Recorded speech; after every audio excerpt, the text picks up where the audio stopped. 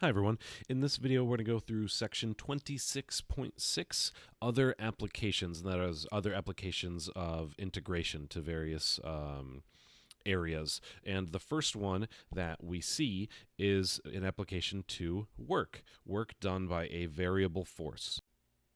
So a variable force meaning like if you stretch a spring, maybe the work done to initially stretch the spring is complicated, but it gets easier as you stretch it further.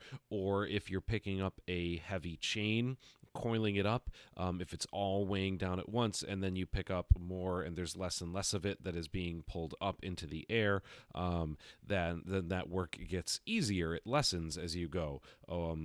We have lots of different scenarios where we can apply work by a variable force. Where the formula for the integral comes from, though, is pretty simple, which is, in my opinion, awesome. If you've taken physics before, you may have seen a work formula. Where it's W equals capital F times D. Work equals force times distance. It's the force applied over some distance. Well, what if that force is variable? That is, we represent it with a function f of x.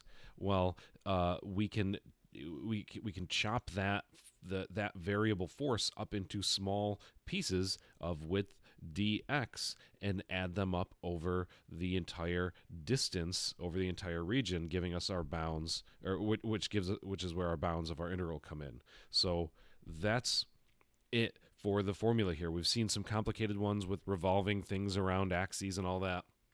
But here, you just integrate the function, and the function is the force function over your interval, and that gives you the work done over some distance. And here we have our first example with a spring of, it says, of natural length 12 inches, requires a force of 6 pounds to stretch it 2 inches, as in the figure, and then find the work done in stretching the spring 6 inches. All right. So the first step here is we have to find our force equation, our function f of x. And we're going to say f of x is equal to k times x for our spring problems. K is the constant for that spring. X is the distance that you are stretching it. And the first step is to solve for K. Yes, the first step is to solve for K. There we go. All right, so, and what we're going to do is we're going to leave K there. X, our distance of 2 inches, coming from right there, requires a force of 6 pounds. That goes in for f of x over there. 2 times k equals 6. Divide both sides by 2. You get k. Your constant is 3. So that tells me that my force equation for this spring only is equal to 3 times x. So these work problems are usually going to involve a little bit of work, a little bit of effort, first to write the function down, but then the integration step is not terrible at all. We're going to say w is equal to the integral from 0 to 6, because if it says find the work done in stretching it 6 inches, of 3x dx.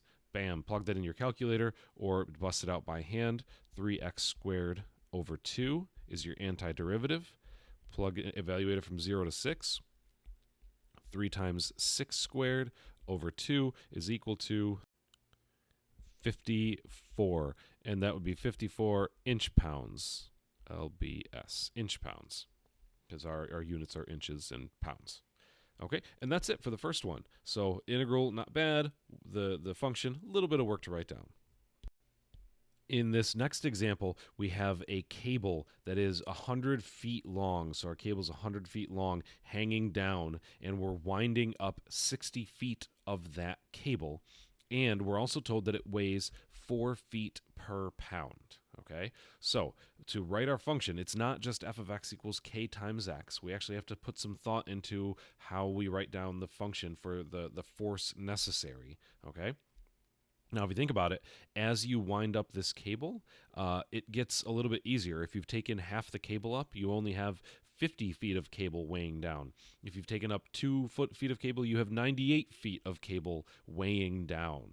All right? And so for our function, our force function, okay, it weighs 4 pounds per foot. So every foot of distance for that cable we have 4 pounds of force necessary.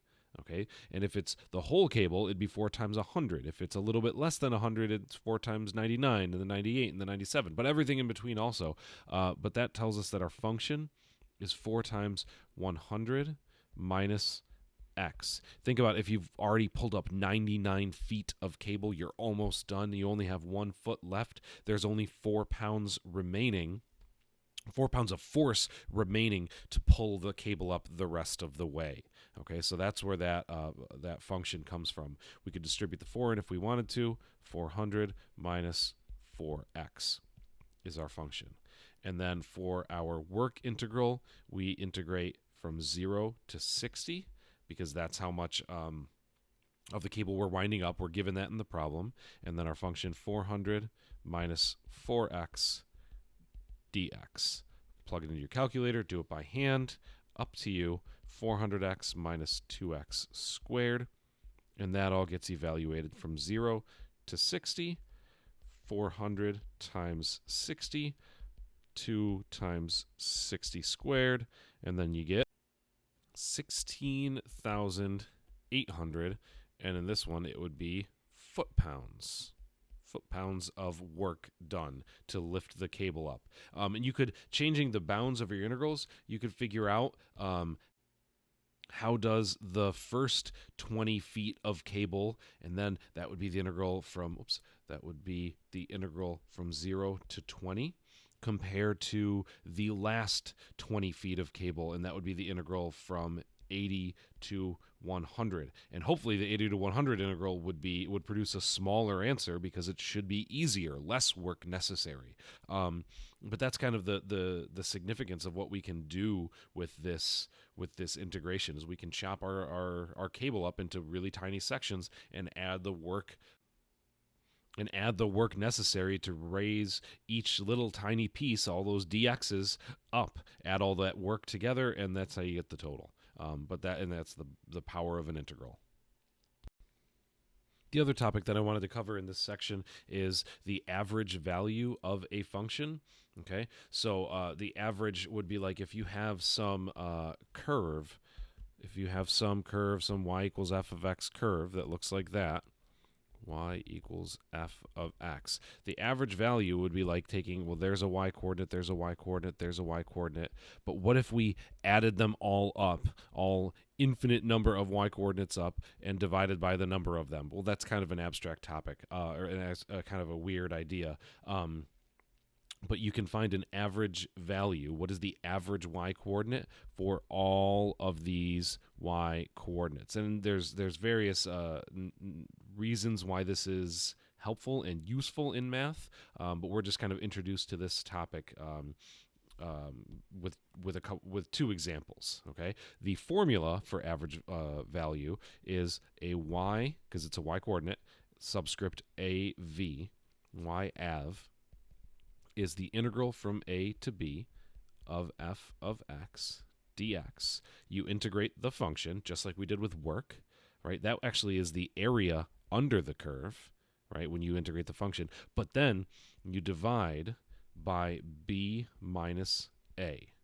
So you divide by the width of the interval, b minus a, and ultimately you get a y coordinate, which maybe it's right about there on my poorly drawn graph, but you get a y coordinate that represents the average y over that interval. So let's look at these two examples and we'll set them up. We have a velocity function given in the first example, v equals 32t. That's the velocity of a falling object under the influence of gravity. And what is the average velocity of the object with respect to time for the first 3 seconds? Average velocity over the first 3 seconds. All right, so how do we set this one up? The formula says y av is the integral from a to b. Our bounds are the first 3 seconds, 0 to 3.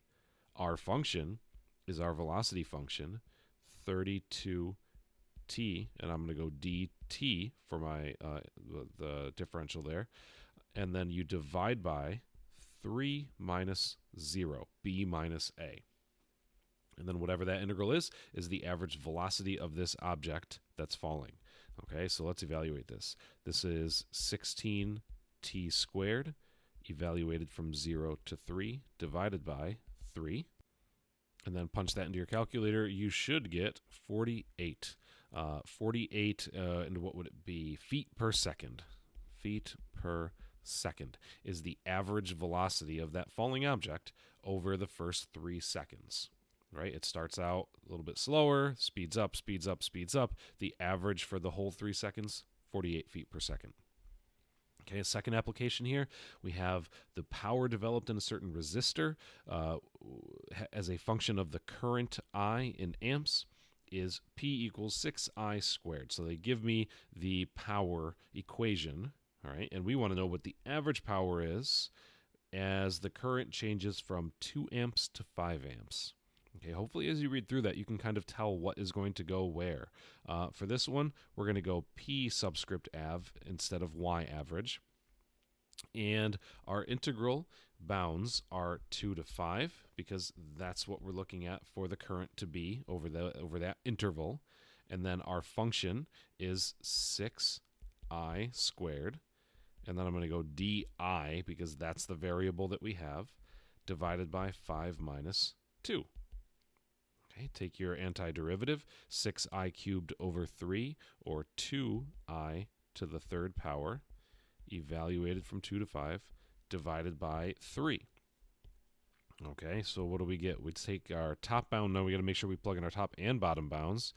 2 times 5 to the third power divided by 3 minus 2 times 2 to the third power divided by 3. And the first fraction, you get 250 over 3. Second fraction, 2 cubed is 8 times 2 is 16 over 3. Subtract those two fractions, 240, 234, 234 over 3. And type that one into your calculator. And you actually, oh, that is a whole number. 78 is my units, and that is my average power, 78 watts. 78 watts is the average power as the current changes. Cool. All right, so there's 2 little applications to integration that are, they don't get their own section. They just get grouped together. There's a third one in the section that I'm opting not to cover. These are the 2 I want to focus on. Please work on some homework questions. Let me know if you have questions. And as always, thank you for listening. Have a great day.